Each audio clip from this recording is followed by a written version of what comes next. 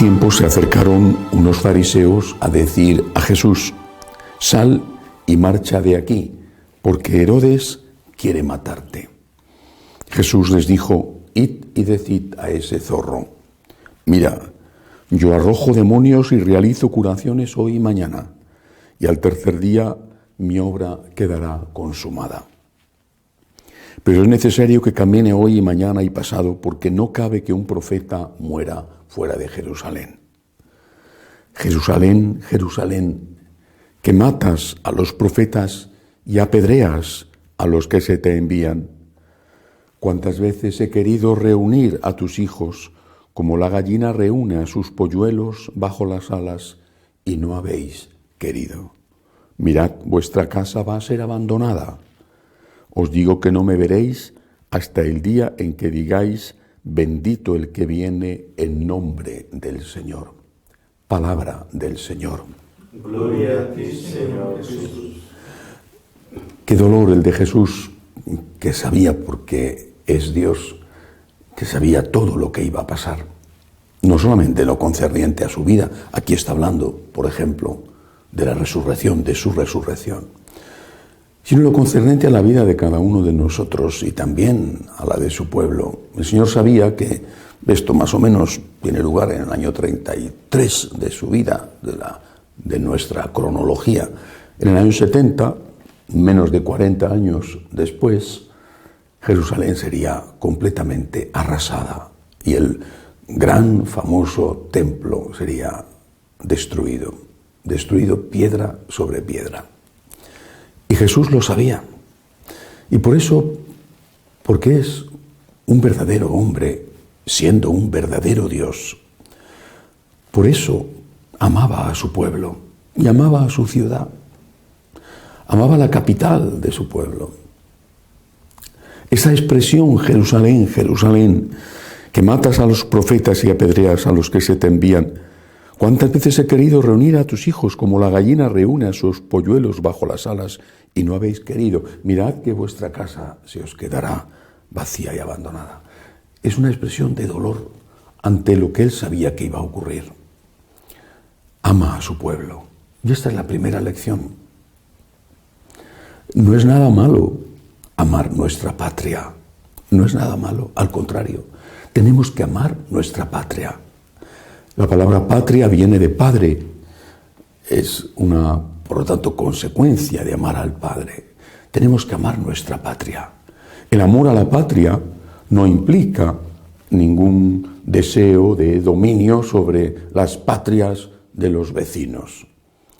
El amor a la patria no solamente es legítimo, sino que es necesario, repito, siempre que no suponga abuso a los demás. Amar a la patria. Amar a la patria, ¿cómo?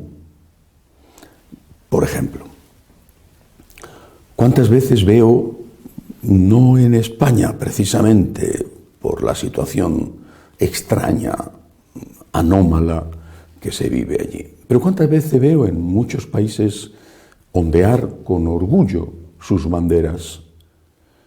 Pero es que también veo que junto al ondeo de banderas hay corrupción. Te pones la bandera con orgullo y dices que amas a tu patria y estás robando. ¿Pero qué tipo de amor es ese? ¿Le puedes decir a alguien que le quieres mucho a la vez que le clavas un puñal? ¿Qué tipo de amor es ese? Te llenas la boca con himnos y con gritos para animar a la selección de fútbol de tu país, pero no eres capaz de trabajar después por tu país, de pagar tus impuestos, por ejemplo, de cuidar de las cosas públicas, de no robar. ¿Qué tipo de amor es ese? Yo no soy de Venezuela, soy español.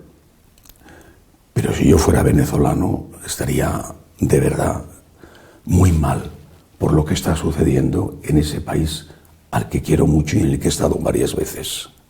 Pero hay que preguntarse ¿por qué? ¿Por qué? ¿Por qué está pasando esto? ¿Por qué? ¿Por qué Cuba? ¿Por qué Nicaragua? ¿Por qué? En España Bueno, hay un gobierno elegido democráticamente. Nadie dice que haya habido corrupción en las elecciones. Y sin embargo, a mí me duele muchísimo mi país, al cual quiero muchísimo. Me duele muchísimo mi país, me duele muchísimo. No solamente por lo que está pasando con el virus o por lo que está pasando como consecuencia con la economía, me duele muchísimo. Porque elegido democráticamente un gobierno quiere aprobar la eutanasia, quiere dejar el aborto absolutamente libre, más de lo que ya está, que ya es muchísimo, y así otras cosas. Me duele mi país, me duele muchísimo. Ya sé que no estamos al nivel de otros, pero me duele muchísimo ver la destrucción moral hacia donde se está encaminando o en la que ya ha caído. Me duele muchísimo, pero muchísimo ver lo que está pasando con los jóvenes. Con todos, no. Incluso me atrevo a decir que con la inmensa mayoría, no. Pero sí con muchos. ¿Cómo están haciendo esas fiestas clandestinas o no clandestinas y están contribuyendo a la difusión del virus que va a matar después a sus papás o a sus abuelos? Consecuencia de no haber sido educados como debían de haber sido educados en el concepto de deber y no solo en el concepto de derecho. Todo esto me duele muchísimo, muchísimo. Pero no basta con lamentarse, hay que preguntarse ¿por qué pasa lo que pasa? ¿Por qué tantos jóvenes son así? ¿Por qué estos países con profundísimas raíces cristianas han llegado a esta degeneración? ¿Por qué? Esa es la cuestión. Y la respuesta viene en el Evangelio de hoy. Jesús dice: Jerusalén, Jerusalén, he intentado reunir a tus hijos como la gallina a los pollitos para defenderlos. Es decir, todo lo que pasa viene de habernos alejado de Cristo. Esa es la raíz de todo mal. De habernos alejado de Cristo cuando se estaba en la prosperidad, de no haber mirado las crestas de las colinas que rodean Caracas, llenas de barracones de gente hambrienta.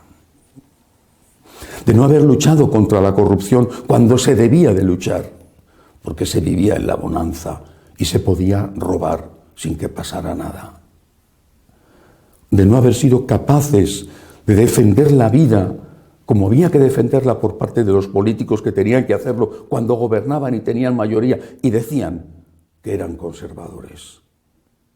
Hay que analizar por qué pasa lo que pasa y siempre llegamos a lo mismo. Nos hemos alejado de Cristo. Ahí está la doctrina social de la Iglesia. ¿Por qué no se ha cumplido cuando se podía?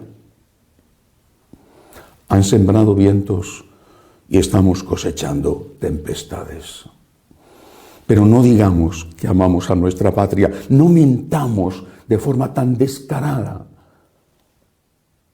No nos pongamos pin con las banderitas o enarbolemos banderitas por las calles mientras robamos o mientras no defendemos aquello, por supuesto pacíficamente, aquello que tenemos que defender como es el derecho a la vida.